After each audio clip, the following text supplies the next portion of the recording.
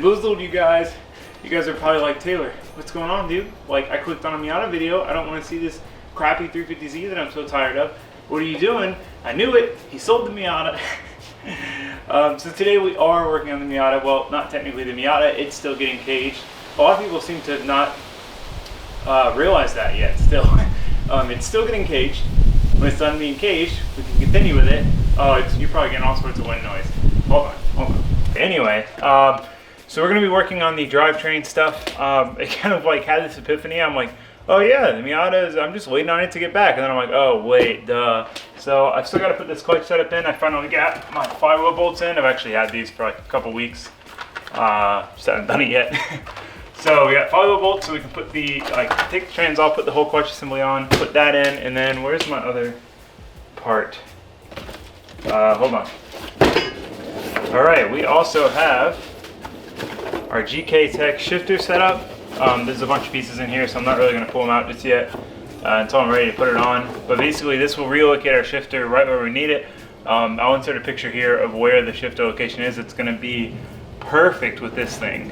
This should put it exactly where we need it in the car. It might be a tad far back, but this shifter setup is like as close as you can get it forward. So really great option. We'll talk more about it when we get there. But that's the main thing we're doing today. Again, and the clutch. One more thing that we're going to work on. I might just do this on my own time. I don't know. We'll see how long of a video this is by the time we get to it. But we're going to take these heat shields off, grind these nubs down as best we can, just clean these up a little bit because I need to take them to get ceramic coated because I need to put these on before I put the motor in the car.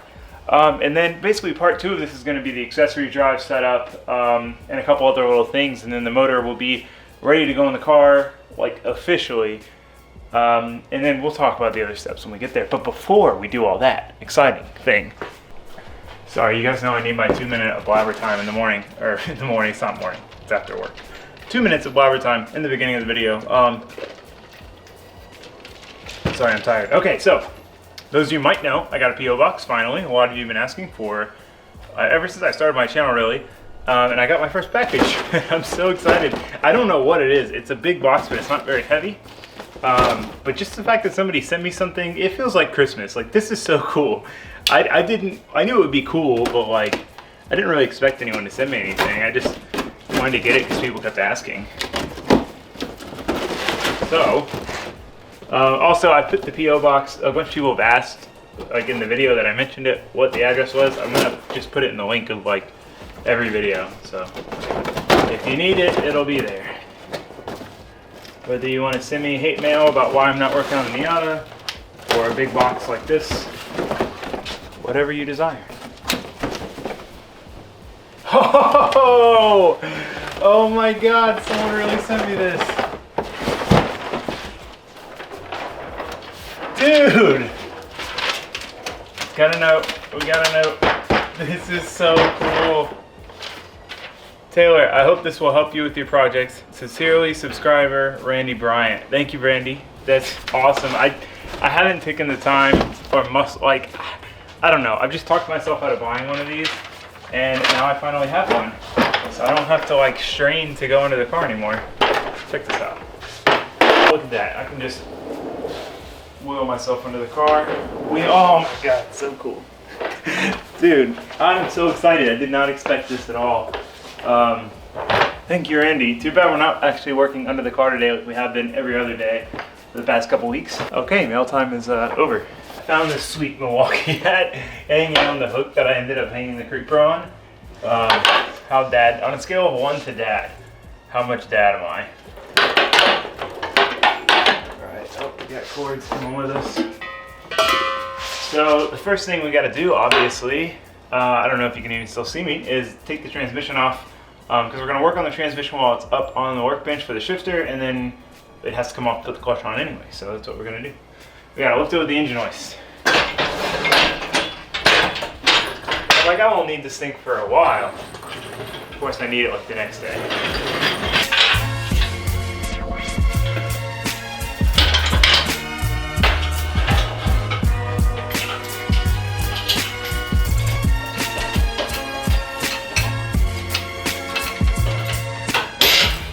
What size do you guys think those are? 17?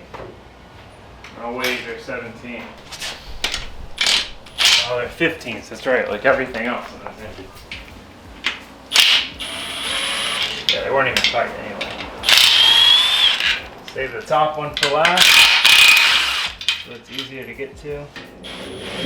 Aha! No drama. Lift with your legs, Taylor. I'm gonna crush my hands. Jesus. That was a process and a half. Now we get to lift this heavy thing up and put it on the table.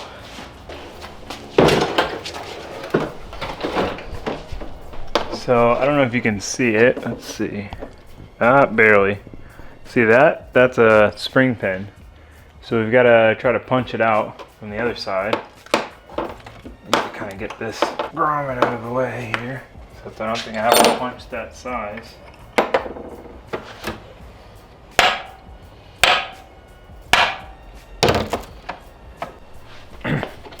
I found this screw that seems to be the right size. Oh, but I'm benting it. Make it out. Oh no. This might not have been the best idea. I'll get back to you when I figure this out. Okay, I figured it out. I got the pin itself out. Harbor Freight pick. It's like the perfect size for this. Got the bolt out.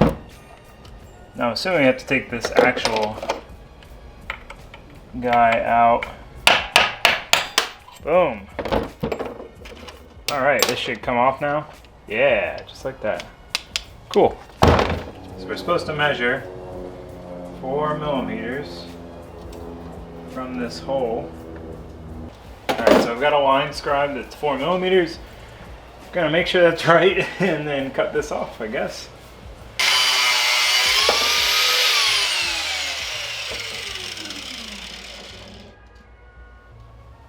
Literally perfect.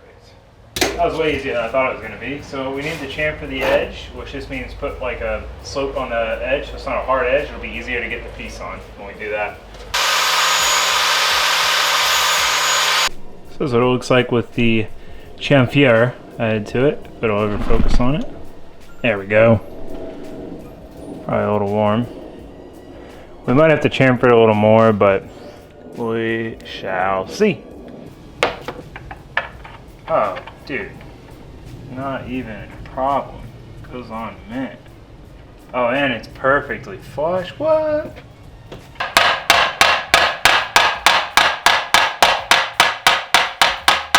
Bada bang. Let me just take a second to show you guys this perfect cut. It's like, it's not even off. The chamfering's like a little bit off. I mean, kind of a lot of it off, but still, I'm really happy with that. For just a grinder, freehand. It's funny, these type of things are what I'm always nervous about with certain projects, and they always end up working out just fine. Let me not say that, because I'm going to do something else, and I'm going to hate it, and it's going to suck, knock on wood. This GK tech setup is really nice. So this is our bracket that's going to go here, and then here's our shifter assembly. It comes pre-assembled, but we do need to take these screws out. That way we can bolt it to the bracket itself. So we're gonna do that right now. It wants to spring itself apart. Okay, we'll throw the other two in. I hope this is the right way. This looks right, doesn't it? Yeah, we put it on backwards.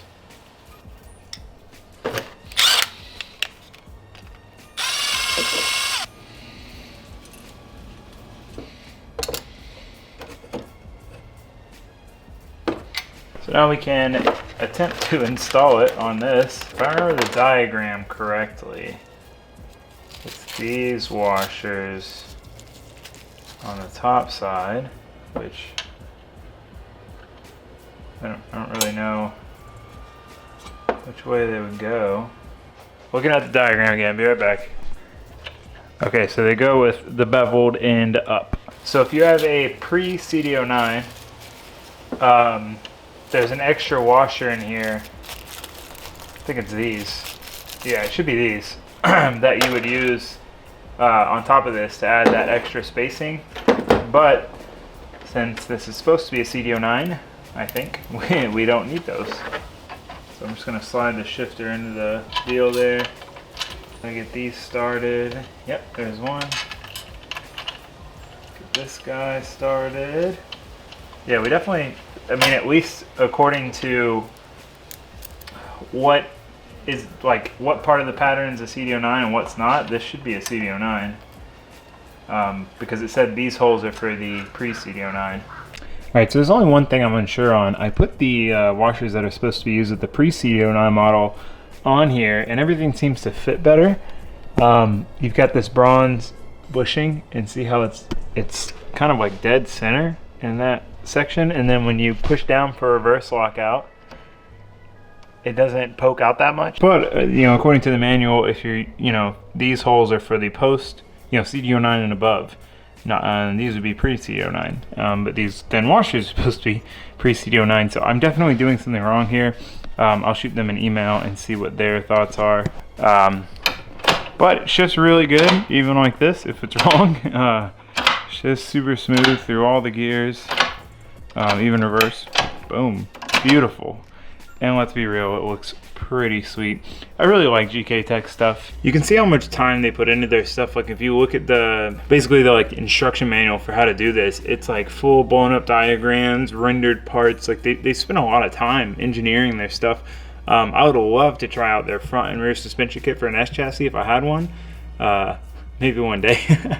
But they make a lot of really good stuff. If you haven't heard of them before, check them out. They make a lot of cool, like things like this, like something that a lot of other companies wouldn't make because it's a small market. Or, you know, like they have like a aftermarket fan for your SR it just replaces your factory clutch fan, but it's like 60% more efficient, and like a lot of really cool stuff like that solve problems without you know, converting to E-fans and spending $200-300, you know. And I don't know, I think that's really cool. I really respect them as a company, and I've never heard a bad thing about them. So anyway, yeah, that's that. Huge thanks to them for sending that over and letting me give it a shot.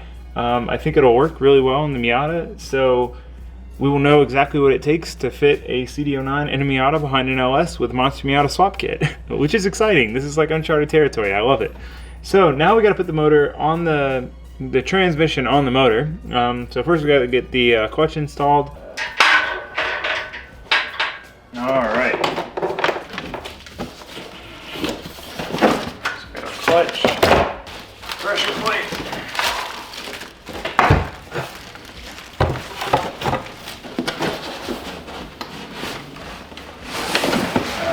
Flywheel. I'd be so sad if there were flywheel bolts in here. I doubt it, but do not use an impact wrench. Sorry, instructions. Get wrecked, mate. Dang. Momentum stopped. We need pressure plate bolts. Back from the hardware store. Luckily, it was relatively painless. Not a lot of traffic. So, we now have our pressure plate bolts. Ta-da! Grade 8. So, pretty much standard procedure with any flywheel, brake clean it, wipe it off. Just because they have a coating on there to prevent the metal from rusting. So, just want to make sure you get that off. Wipe it with a clean rag.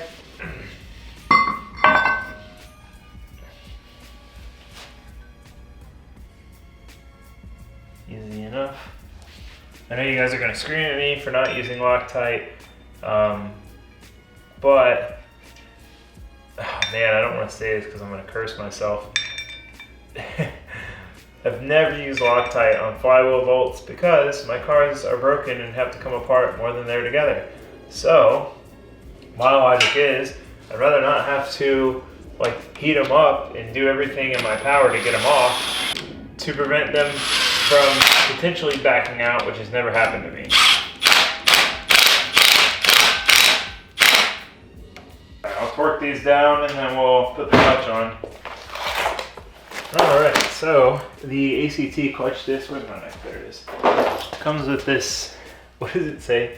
It says Swiss ceramic formula that you're supposed to put on the splines. So, I mean, I'm pretty sure this is all clutches, but at least most clutches, the like spring pack faces out. So you really can't, yeah, you can't even put it on the wrong way. Oh, so by the way, these are 3/8-16. I haven't even checked to make sure they're right, but that is what I read on the interwebs. That's not a hole. Yeah. Beautiful. That feels kind of sketchy. What's so hard about the LS stuff, well, it's not even hard. It's just if you take more than 2 seconds to look something up, which, God, I'm so stupid. It's like LS is also referred to on a lot of sites as small block Chevy. So it'll say like small block Chevy / I also wanted just small block Chevy. So that's what I read, small block Chevy.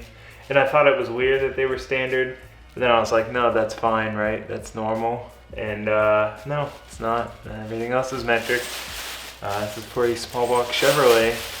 So anyway, we need M10x150 bolts.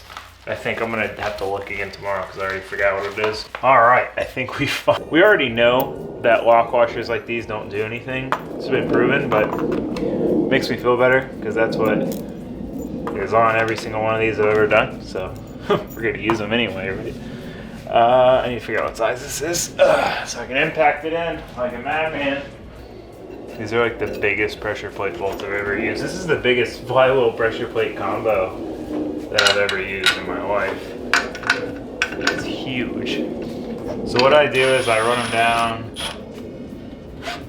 We're gonna get them just snug. See, now we can't move that. So we'll try to use the, we gotta go back out on this one too. So the goal is to get it to where it's tight enough to where it's not gonna fall down, but not so tight that you can't move it at all. Without a clutch alignment tool, it's really hard to tell for sure if it is center. But we're just gonna go ahead and tighten it down and go for it. And if it's not, we'll have to take the trans back off, which it won't be on.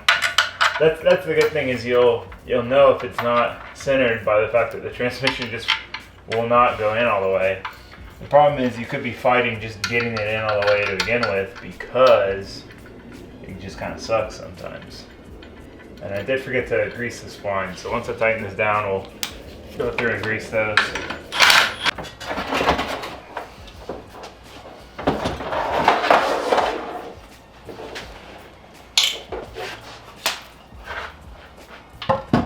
It's really hard to lift with your legs, okay, people?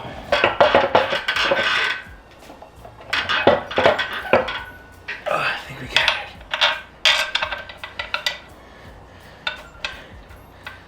That went in. It's easier than anticipated.